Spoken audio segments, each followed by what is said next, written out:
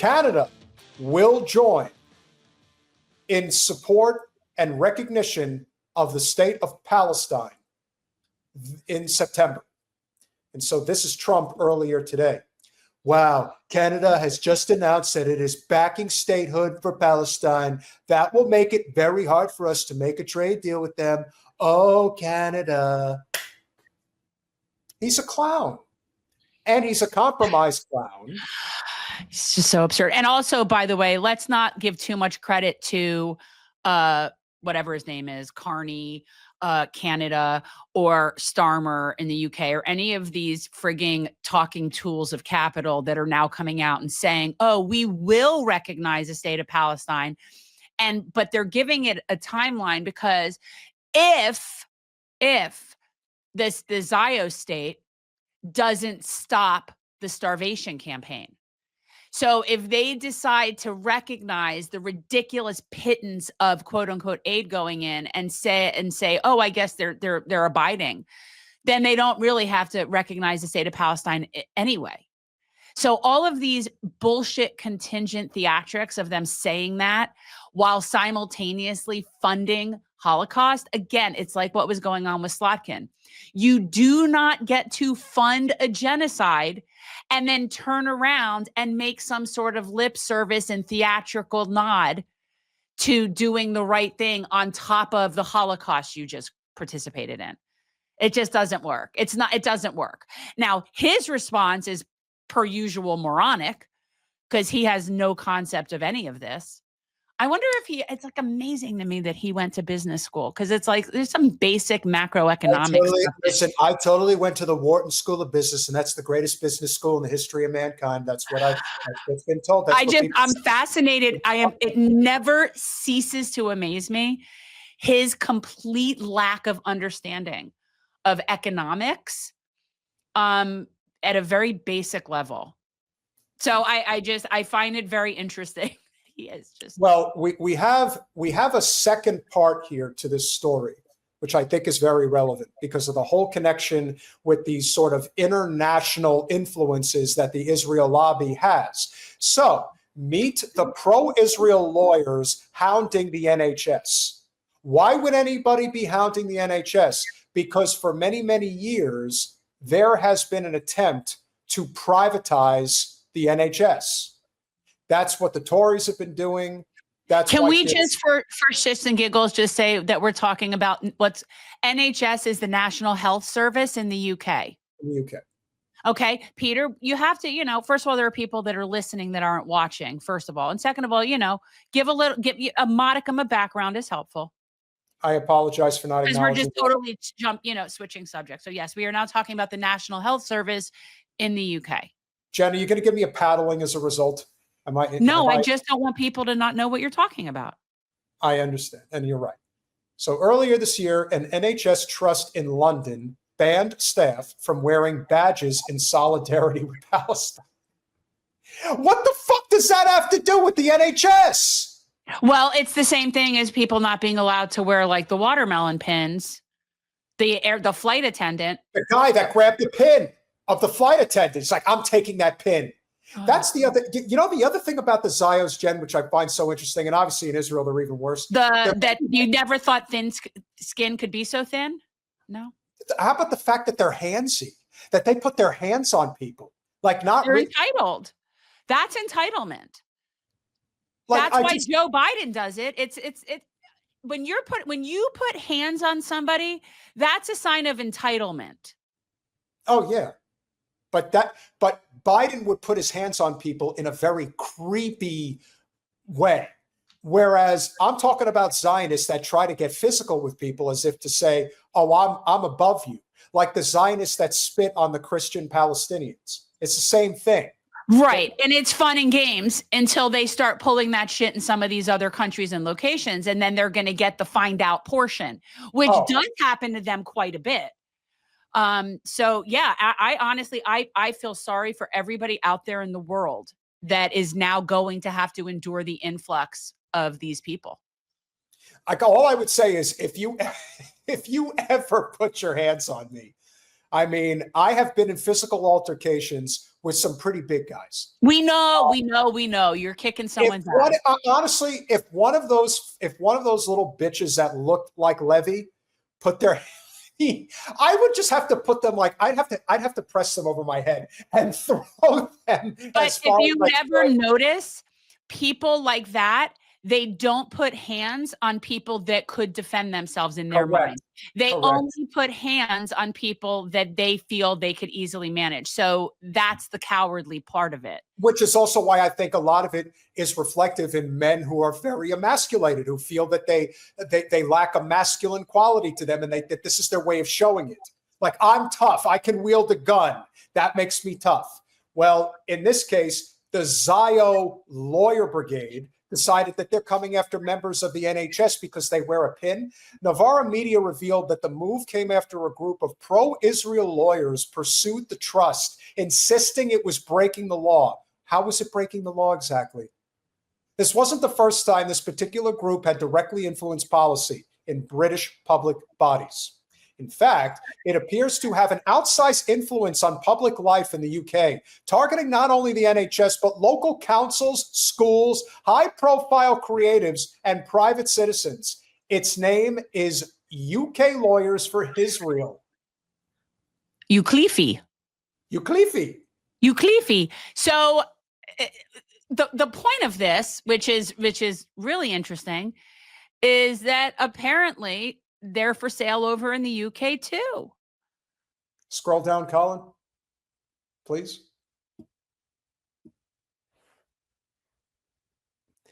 UKLFI is split. That's just sticking now. Like, that's it. That's been determined.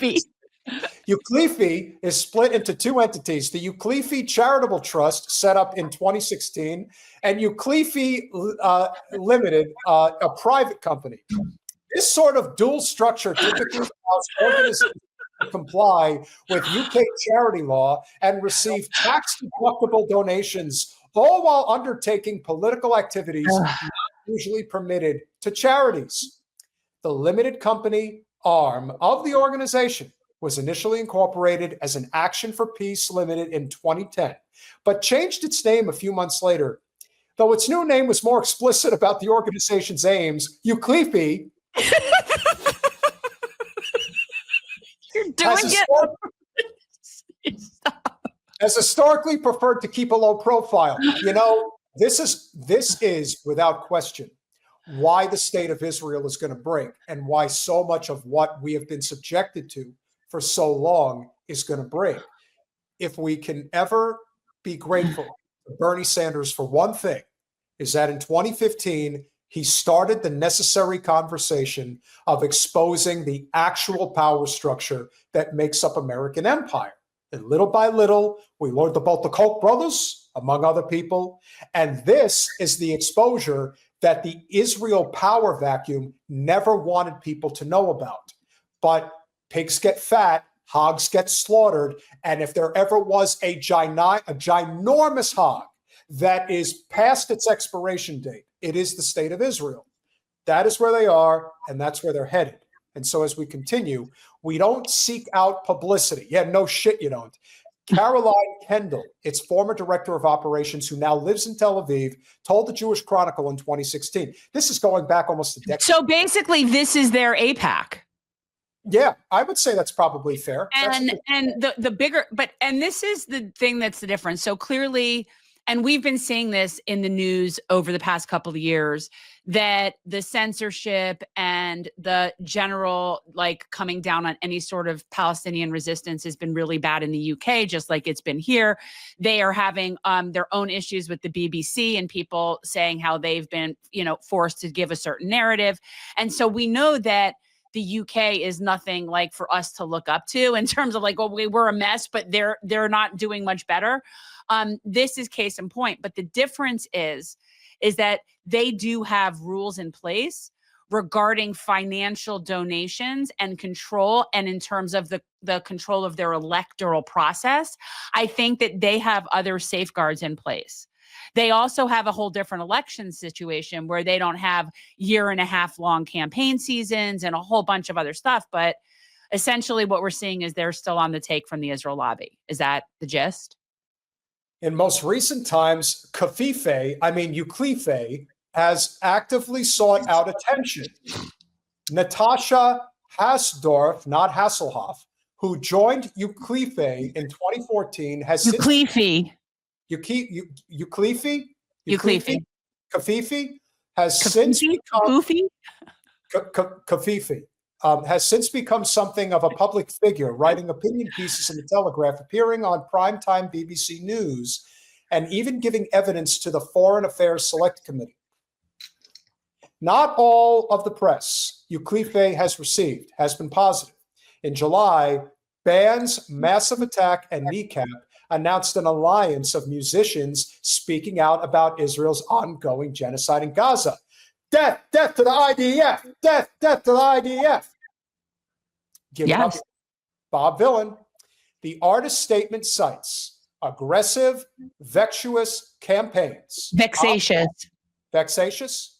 Vexatious. Vexatious.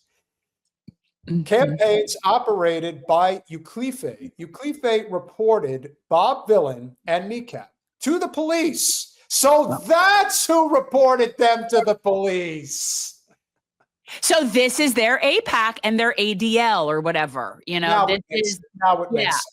Okay. And sent letters that resulted in the cancellation of both group shows and reported Pink Floyd musician Roger Waters, a real hero, the type of hero that Bruce Springsteen should have been and couldn't be, to the police for allegedly expressing support for the proscribed direct action group. I wonder how Roger Waters received that information. How about with a big fuck off? Fuck you. Exactly. I don't have to take this shit from no one. I did comfortably numb. As if he cared. He has zero fucks to give. If anybody in this world is comfortably numb for the rest of their days, it's Roger Waters. He does not care. The same month, the political stunt group led by donkeys. That's the name of the group, is Led by Donkeys is the name of the group. I wonder if that's a Democratic Party support group. No, this is, first of all, a UK situation. I know. I'm so cautious. Led by Donkeys is a political stunt group. So they do like protest action. So it's like Extinction Rebellion stuff. Yeah. Okay. Projected a video onto the Charity Commission's offices demanding an investigation into UKLFI's charitable trust arm. So what is UKLFI and who's behind it? UKLFI complaining to the manager. That's a great line. The UKLFI's stated aim is to use the law to counter attempts to undermine, attack, and delegitimize Israel, Israeli organizations, Israelis, and supporters of Israel. In practice, its work has largely involved targeting expressions of support for Palestinians. So it's the ADL. This is just an organization in the UK that is stifling any sort of Palestinian resistance because it's controlled by a bunch of Zionazis. Agree. For the most part, this work has involved countering the Palestinian civil society-led boycott, BDS, as we should all be supporting, by the way. UKLFI credits its legal letters with getting BDS motions withdrawn and overturned in Lancaster, Belfast, and Dublin.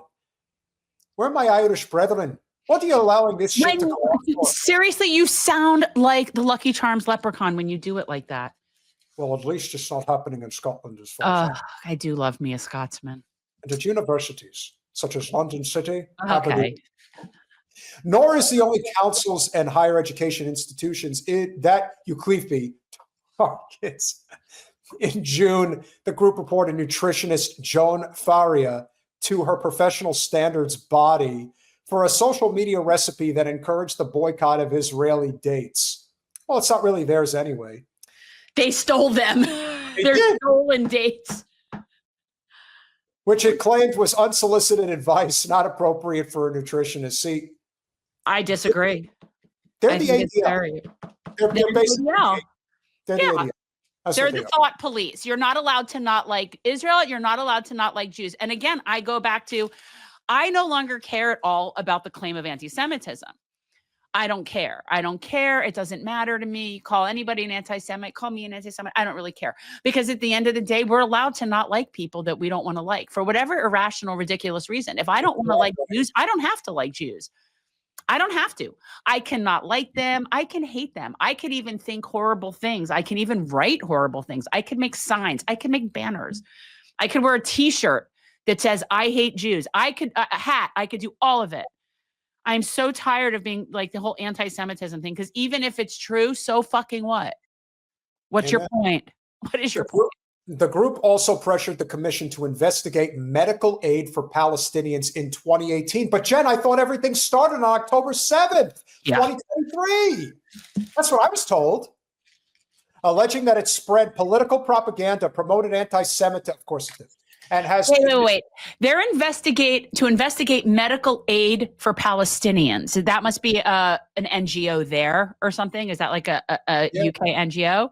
Sure. They alleging it spread political propaganda. Okay, so they're going. This is the group that's going after everybody for anti-Semitism in the UK. Medical aid is considered bad. Anything else, Colin? The Charity Commission took no further action. Oh, that's good. UKLFI was undeterred. Undeterred. It reported the charity War on Want to the commission for almost exactly the same reason. So it seems that this is very consistent. If you can right. So the idea that they would go after an organization called War on Want. Mm-hmm. Right. Like that. What would that be about? What would the War on Want be about? It appears that it's a similar story after similar story. In June of 23, UKLFI successfully lobbied Pearson to withdraw its EdXL English Language International GCSE exam paper because its question about a doctor's experiences of operating on a child in Al-Shifa Hospital in Gaza could have distressed students who are supportive of Israel. Oh my God. So these are the people that police like the standardized testing questions for being like culturally inappropriate because it might hurt somebody Jewish's feelings to know that there is actually a Gaza. That's basically what that is. No, this is Columbia University in a different text. That's all. Columbia is dead as far as I'm concerned. Honestly, I don't know why anybody would ever want to go there again. You just wait until that class action lawsuit against Columbia University comes in. It'll be in the tens of millions, if not hundreds of millions of dollars, as it should be. They've ruined people's careers. You know what I would do? The lawsuits that I would throw at Columbia University, if there is a measurement to what the average career earnings of a person with a graduate's degree from Columbia is able to obtain over the course of their life, let's say it's $15 million, I would sue for each individual student for $15 million that was adversely affected by this. It could be in the billions. Like, that's how bad this could get. And it should. I hope so. And I hope it tanks their entire university. Good, as it should. Led by a bunch of Zion-Nazis anyway. It will end. Just rest assured, ladies and gentlemen. Things are dark now, but the light is at the end of the tunnel. This is what we're hearing. These are the people that we're targeting that went after Jeremy Corbyn. There it is. So that makes sense.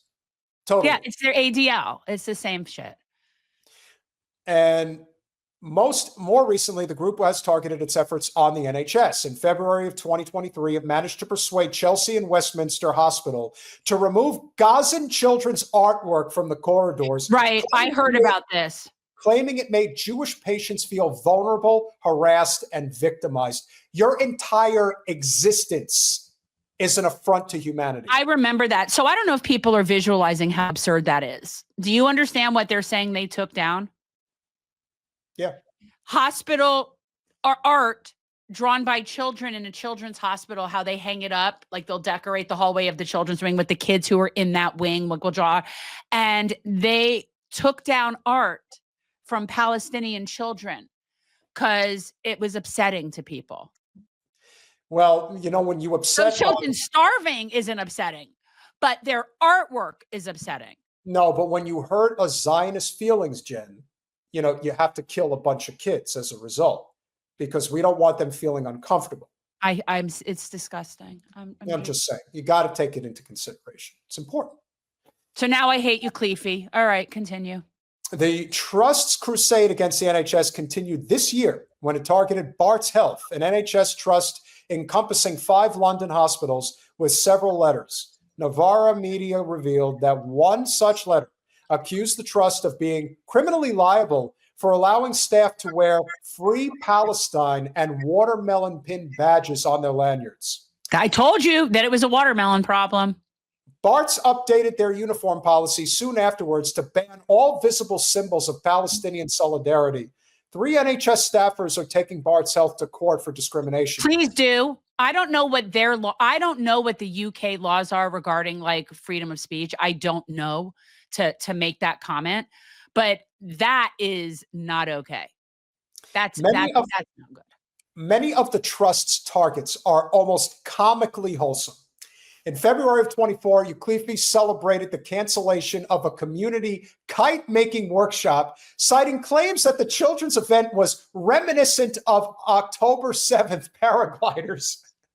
UKLFI also went after a hobby company that makes model railways, arguing that packaging featuring graffiti of the word Gaza could be reminiscent of 7 October. Let's be very clear that even prior to October 7, 23, this organization has been trying to completely erase the existence of Palestinians. That's their job. Their job is to completely erase the existence of Palestinians, any mention of them, anything having to do with them. They are ethnically cleansing them. That's their job. That's what they're doing. And it has nothing to do with October 7th in particular.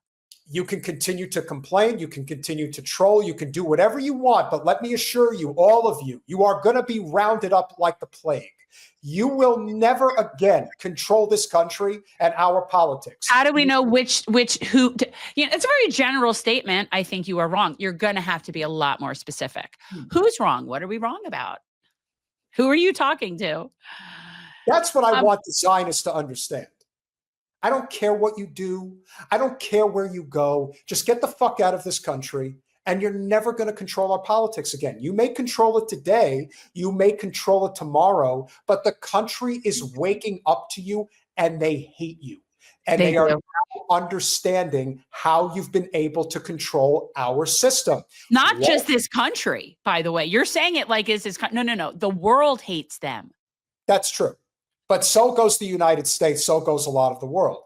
And if the United States breaks free of the Israeli lobby stranglehold, the rest of the world will never have to deal with them again.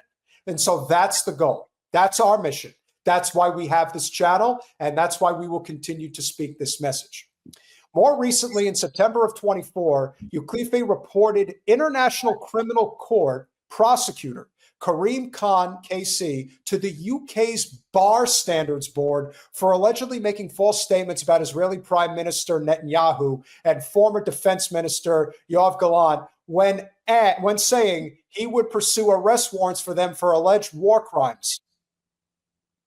It's the biggest war crime of the 21st century. The lobby group claims that Khan has misled the ICC by failing to provide it with exonerating evidence sent to the How many dead babies would you like? Is there a number that it has to hit?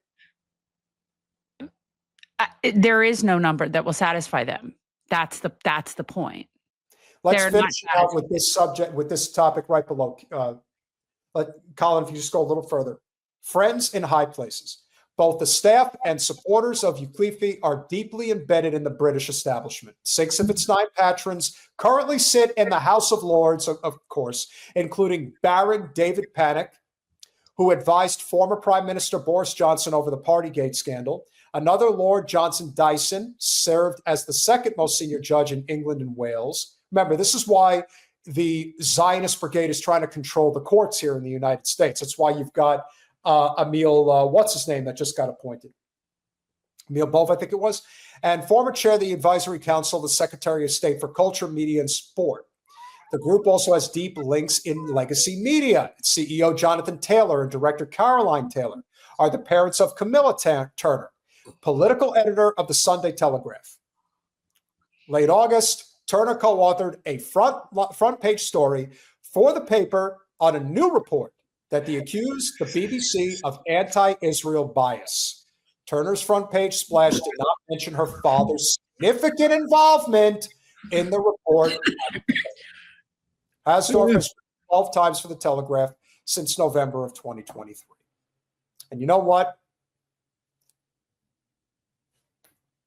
If you could scroll a little further, Colin, I don't know how much more this has, but I feel that we've kind of hit the mark here. I think we get the gist of it. Basically, this is the UK's version of the ADL, and they are going after free speech. That's what they do. And the final sentence I will read. The group has acted explicitly in the interests of the state of Israel, threatening the UK government with legal action over its decision to suspend 8% of its 8% of its arms licenses to Israel. And so what you're seeing here, and what I think the point of this entire story is this: the reason the UK supports Israel in a similar fashion to the way that our country does is because they have a very similar infrastructure that has been built as pro-Israel as it is here. And that's why when people ask, why do the Brits support what's going on in Gaza? They started this whole mess.